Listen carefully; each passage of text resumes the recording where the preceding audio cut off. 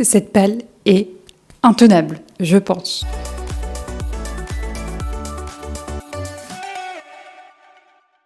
Bonjour et bienvenue dans cette nouvelle vidéo. Vous l'avez vu dans la miniature pour le Cocorico Challenge, renommé le Poulverse Challenge, et franchement, les mots-clés, c'est pas pour me buter. J'ai beaucoup rigolé et j'avais très envie de participer. C'était un challenge littéraire que j'attends avec impatience chaque année, vraiment. Je fais une parenthèse, je tiens mon micro à la main et on est dans un nouveau décor. On est dans mon salon parce que c'est le seul endroit assez lumineux où je peux filmer. Bref, merci le mauvais temps parisien. Et je tiens mon micro parce que mon haut est trop épais pour l'aimant du micro. Bref, voici des contraintes techniques. Donc je vous disais, c'est un challenge littéraire que j'attends avec impatience vraiment chaque année. J'aime vraiment beaucoup. C'est un de ces challenges qui m'a aidé fortement à lire de plus en plus de SFFF, donc de science-fiction, de fantastique et de fantasy. Et en plus avec un prisme que j'aime beaucoup parce qu'on met en avant dans ce challenge les autoristes francophones. Donc parfait, ça va très bien avec mon propre challenge où je voulais découvrir 12 autrices de SFFF francophones cette année. On n'est pas trop mal. Donc écoutez, parfait, tout se combine pour vous dire que ce challenge est organisé par Lucie, Pénélope, Natia et Bocosaurus Rex, dont je vous remettrai pour les 3 premiers leur chaîne YouTube où vous pourrez d'ailleurs retrouver les explications détaillées et leurs pales pour ce challenge qu'ils et elles ont créé, et pour Bocosaurus son Instagram. Et voilà, on y va. Je vais chercher mon téléphone pour avoir les noms sous les yeux et je vous présente ma palle qui est plutôt virtuelle. On va pas se le cacher, vous allez voir. Les templates ont été mis sur leur Discord. Pareil, j'essaierai de penser à vous mettre ça en barre d'infos de cette vidéo. Je me munis de mon carnet de pales et j'ai essayé, encore une fois, comme la palle pour le Punking Autumn Challenge et la palle des reliques, de mettre quelques livres en commun, je vous dirai lesquels, mais aussi d'en mettre d'autres différents pour que cette vidéo soit toujours agréable pour vous à regarder. Et écoutez, peut-être qu'avec tout ça, ma pile à lire va baisser. Dans le premier poulailler qui s'appelle le poulailler cosy, la première catégorie, le premier menu, c'est la poule qui tricote-cote. Voilà, ces jeux de mots vraiment m'ont tué quand j'ai regardé les vidéos de présentation. Et donc, il faut lire un livre cosy, un livre où on a envie de se poser avec une boisson réconfortante. Et on pouvait lire un graphique. J'ai pas mis de graphique dans cette palle, mais dans aucune de mes pales d'ailleurs. Bref, j'ai choisi en étirant les mots-clés, et vous allez voir que pour beaucoup de catégories, j'ai étiré les mots-clés, puisque j'ai mis Imlis de Emmanuel Chastelière, qui est un auteur de SFFF, francophone, du coup, évidemment, Aurélie, c'est le but du challenge, bref. Et en fait, je l'ai mis pour les mots-clés, on aime bien, cosy, et pourquoi ? Parce que c'est un livre de fantaisie historique, et c'est un de mes genres préférés dans le grand genre qui est la fantaisie. Ça se passe en Italie, pays que j'aime vraiment beaucoup, où j'ai passé 3 semaines cet été. Je vous renvoie au vlog.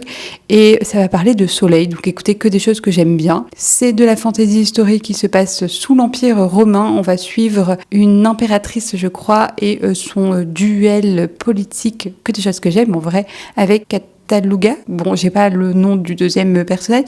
Bref, que des choses que j'aime vraiment beaucoup, que ça soit dans le domaine historique, dans le domaine géographique, dans les tropes avancées. Donc c'était parfait et je l'ai commandé. Il arrive incessamment sous peu, mais il fallait que je fasse cette vidéo avant. Dans la deuxième catégorie, Poule Tweed, il fallait lire un livre avec une ambiance d'école, ambiance pesante, étouffante, qui sent les forces obscures, ou alors un livre à la couverture toute douce. Et je n'ai gardé que les mots-clés force obscure pour mettre un livre dont j'ai trop hâte de lire. Donc le 3 octobre il sort, voilà, et c'est Dans ma maison sous terre de Nicolas Martin, qui est l'auteur de Fragile, que j'avais adoré, qui fait partie de mon top 10 des meilleures lectures. Je vous spoil pas à quelle place est ce livre, que vous pouvez retrouver bien évidemment dans une vidéo. Je fais ma promotion, mais voilà, j'ai qu'une hâte, c'est de le lire vraiment. Et à partir de maintenant, je vérifie, mais c'est exactement ça. À partir de maintenant, il n'y a plus que des autrices. J'ouvre une parenthèse parce que dans le challenge, il y a un moyen de comptabiliser des points, mais Encore une fois, les fondatrices du challenge vont vous l'expliquer mieux que moi. Je vous parlerai de mon objectif juste après. Mais il y a un bonus pour les autrices lues. Et voilà, je voulais composer une palle avec 100% d'autrices françaises, d'autrices francophones, mais j'ai pas réussi. Et Imlis, que je veux absolument sortir, et Nicolas Martin, qui me fait de l'œil, le livre de Nicolas Martin. Je voulais les mettre. Mais bon, à partir de maintenant, priorité aux autrices. Donc pour la troisième catégorie de ce poulailler, c'est la poule bretonne. Donc c'est malgré ses bottes, la pluie la transforme en créature aquatique digne du folklore celtique. Tu peux aussi miser sur un roman à la couverture bleue et les quelques larmes que tu auras versées sur ta dernière lecture, avec par exemple des mots-clés folklore aquatique. Maritime. J'ai pris l'idée de l'eau pour finir une saga qui est Ilos, le tome 3 de Marion Brunet, dont j'ai lu le tome 1 et le tome 2 à chaque fois à Marseille parce qu'il y a vraiment des résonances très fortes avec Marseille. On est dans un post-apo en lien avec le réchauffement climatique, les inégalités sociales et économiques où les ultra-riches font cession du fait de leur richesse pour pouvoir vivre de manière déjà très problématique ce réchauffement climatique et le reste de la population, les 99 autres % sont dans une très grande pauvreté. Donc dans ce Marseille sous l'eau, mais aussi dans ce Paris qu'on découvre dans le tome 2, pollué, vraiment extrêmement pollué, où la vie est très difficile, on va suivre une bande de jeunes qui essayent de déjouer par plein d'aspects les plans du Commodore, alias le mafieux marseillais plus ou moins international, qui veut créer, encore une fois, une sorte d'île artificielle pour que les ultra-riches vivent en paix et ne meurent pas suite à ces catastrophes naturelles. Donc vraiment, l'eau a une place très importante. C'est vraiment une part entière du roman et c'est pour ça que j'ai mis ce livre-là ici. On passe au deuxième poulailler, à savoir le poulailler Fae. Donc dans le premier menu, c'est la poule fée.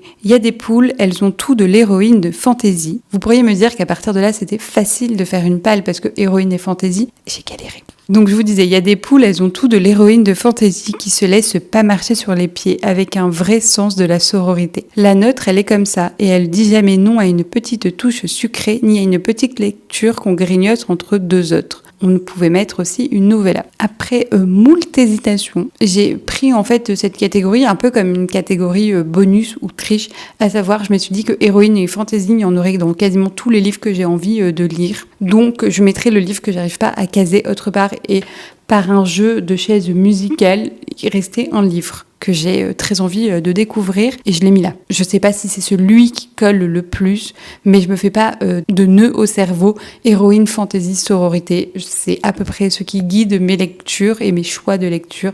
Et en plus, celui-ci a été validé par Lucie, donc la fondatrice, une des fondatrices de ce challenge. Donc c'était un petit clin d'œil.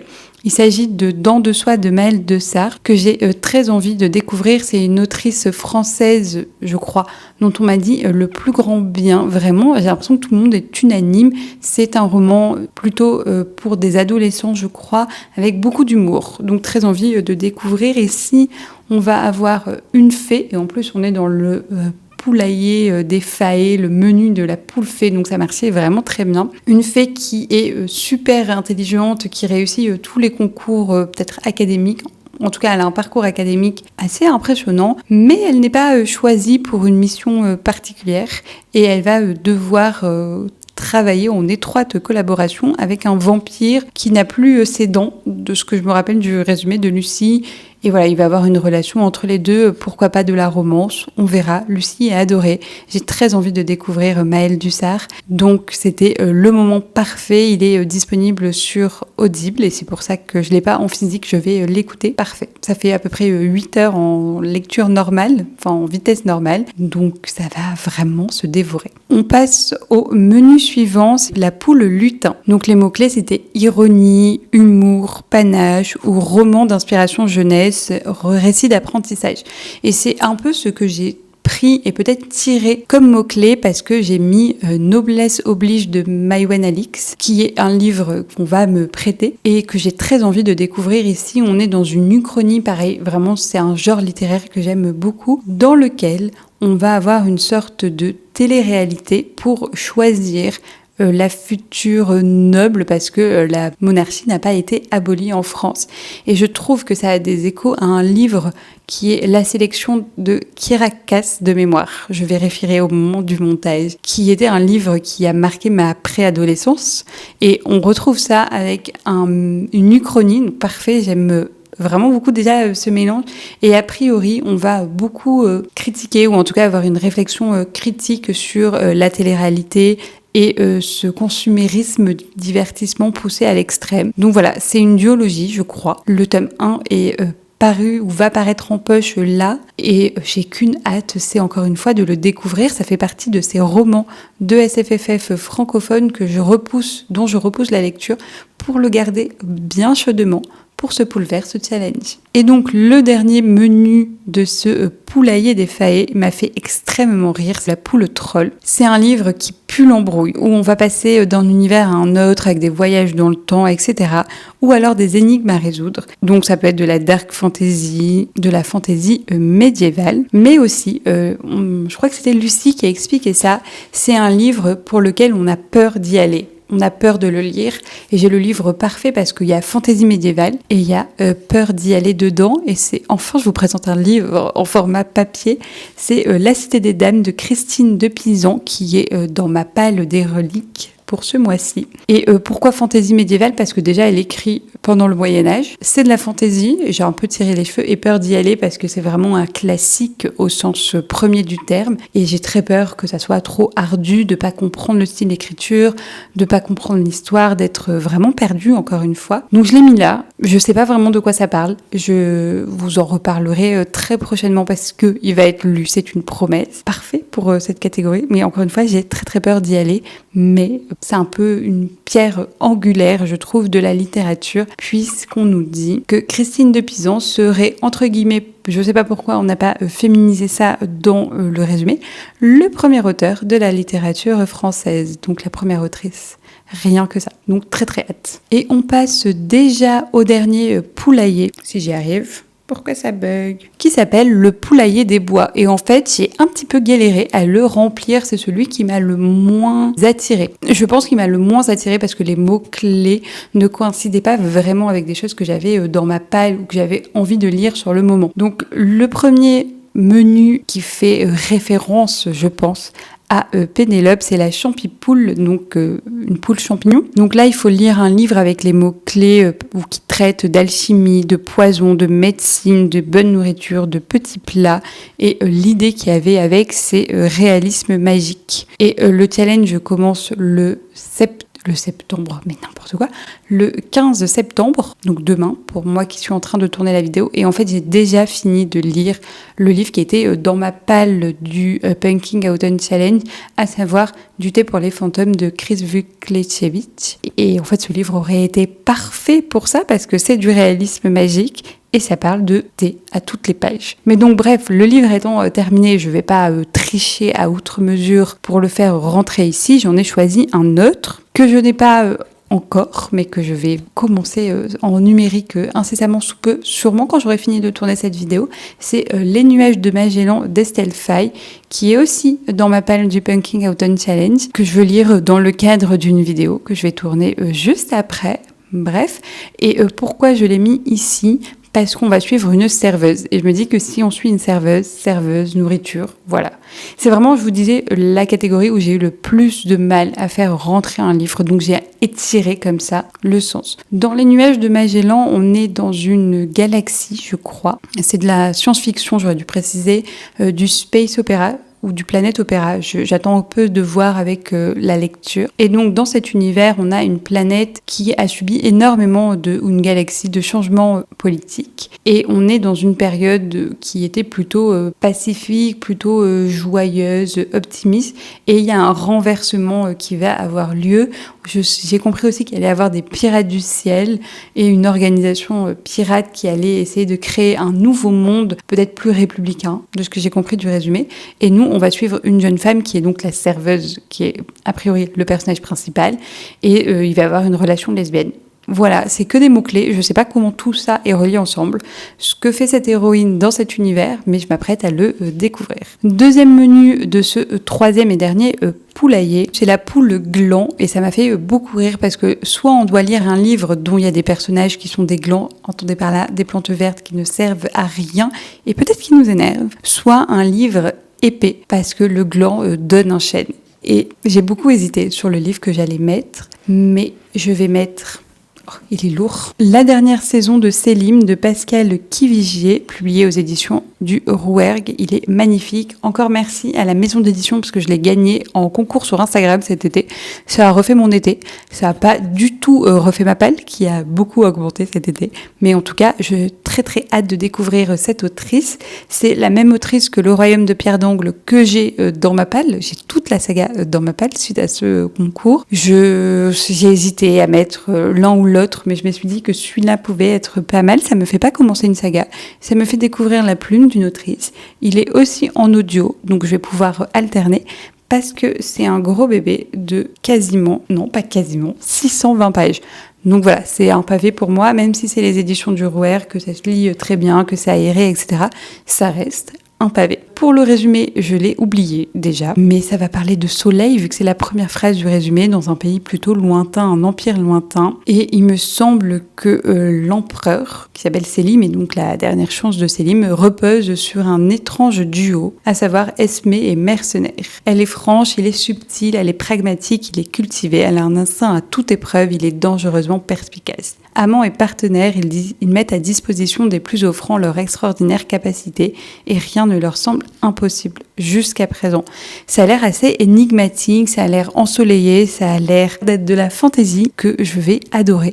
Donc écoutez, pareil, je vais le commencer incessamment sous peu. Et dernier menu de ce poulailler des bois, c'est la poule de pain. Entendez par là, ça sent le pain, donc ça pue la mort. Et je me suis dit, je sais pas s'il y a des gens qui meurent en vrai. Potentiellement, je vais pas le savoir pour n'importe quel livre avant de les lire, mais c'est le but d'une palle, c'est d'essayer de faire des paris. Et j'ai mis un livre que j'ai trop hâte de lire. C'est Les Carmidors, le tome 1 d'Olivia Gomez, Trahir et survivre, publié aux éditions Plume Blanche. Et comme on m'a vendu un Game of Thrones, j'ai pas très envie de relire le résumé, donc je vais vous dire ce dont je me rappelle. Un Game of Thrones français. Je me suis dit que dans Game of Thrones, il y avait des morts toutes les 2 pages. Bah là, il allait y avoir des morts. Enfin, en tout cas, j'imagine pas comment il peut y avoir autant d'intrigues géopolitiques entre famille, royaume, etc. Il peut y avoir au moins une guerre dans les 400 pages du roman, et donc au moins un mort. On y croit. Puis j'ai vraiment trop hâte de le lire. Je crois que c'est le livre qui me hype le plus de cette palle. Il est dans ma palle aussi du Pumpkin Autumn Challenge. Pourquoi je ne l'ai pas lu encore? Parce que j'attends un autre challenge qui n'aura pas lieu sur YouTube mais sur Discord. Et je sais que je vais le dévorer et que ça va faire le maximum de points. Donc c'est pour ça que je ne l'ai pas encore lu. Mais vraiment, j'ai qu'une hâte, c'est de le lire. Donc voici pour ma palle. Maintenant, peut-être parlons du challenge et de mes objectifs pour ce challenge. Il a changé. Le pool vert, ce challenge, c'est pour mettre en avant davantage les autrices francophones. Donc déjà, ça, j'aime beaucoup. Et comme je vous l'ai dit à un moment donné, lire pas mal d'autrices, ça rapporte des points. Il y a plein de manières de calculer ces points et surtout d'en avoir. Moi, je vais vous parler de mes objectifs. J'aimerais bien avoir l'œuf doré. Donc, c'est pas le palier le plus élevé, ça c'est l'œuf diamanté. Moi je veux juste celui d'en dessous. Pourquoi je me fixe cet objectif-là que je pense réalisable? C'est parce que l'autre me paraît déjà beaucoup plus irréalisable, que j'ai pas envie de me mettre tant que ça la pression, mais en même temps j'ai envie de me challenger un petit peu et je trouvais que c'était le bon compromis. Donc comment on gagne des points? Encore une fois, les vidéos des fondatrices de ce challenge l'expliqueront plus en détail que moi, mais avec les lectures, plus on lit, plus évidemment on a de points. Si on finit des poulaillers, on a des bonus de points. Tous les livres comptent lus dans le challenge parce que ça dure que un mois du 15 septembre au 15 octobre à peu près. Donc ça c'est très cool parce que tous les livres que je vais lire et terminer à partir de demain, pour moi qui filme cette vidéo, vont compter, donc ça peut faire pas mal de points. Et il y a aussi un tracker de pages où si on arrive à remplir et à le valider 20 jours sur 30, on a aussi des points. Et donc, je vais essayer de le faire et je vais prendre le tracker de 50 pages. Je sais que je lis largement plus que 50 pages par jour, mais j'aimerais bien lire 50 pages papier par jour. Et ça, je suis pas sûre d'y arriver certains jours de la semaine, au hasard le mardi où je passe toute ma journée au travail. Donc 50 pages papier par jour, ça enlève les audios et du coup c'est un petit peu un challenge pour moi sans que ça soit encore une fois infaisable. Pareil, à la semaine à 1000 à laquelle je participerai et j'aimerais bien essayer de faire une semaine à 1000 avec le moins d'audio possible. Enfin, en tout cas, essayer que les audios, ça soit juste pour combler à la fin et majoritairement lire en papier ces 1000 pages. Donc, je fais pas des objectifs énormes en termes de chiffres, en tout cas, je me fixe pas ça, mais par contre, je me challenge avec ça durant ce mois-ci en essayant vraiment de peut-être accentuer le nombre de pages papier pour atteindre ces objectifs-là. C'est pas que l'audio ne compte pas, mais c'est que j'ai envie de lire davantage et donc je trouve que c'est une manière plutôt simple, entre guillemets, d'y arriver. Bref, encore une fois, comme pour la balle des reliques et la balle du Punking Autumn Challenge, si je ne tiens pas cette balle, ce n'est pas du tout grave, vraiment.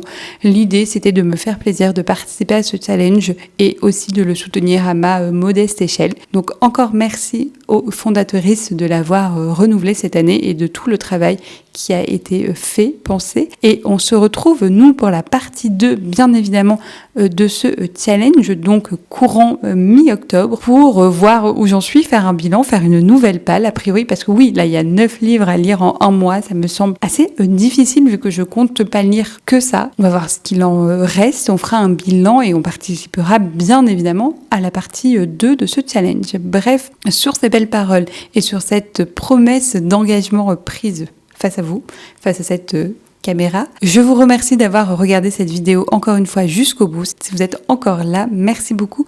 N'hésitez pas à la liker, commenter et la partager. C'est pas grand chose pour vous, mais pour moi, ça m'aide énormément et ça me galvanise pour continuer à faire toujours plus et mieux sur cette chaîne. Et moi, je vous dis à la semaine prochaine pour une nouvelle vidéo. Et en attendant, lisez bien. Au revoir.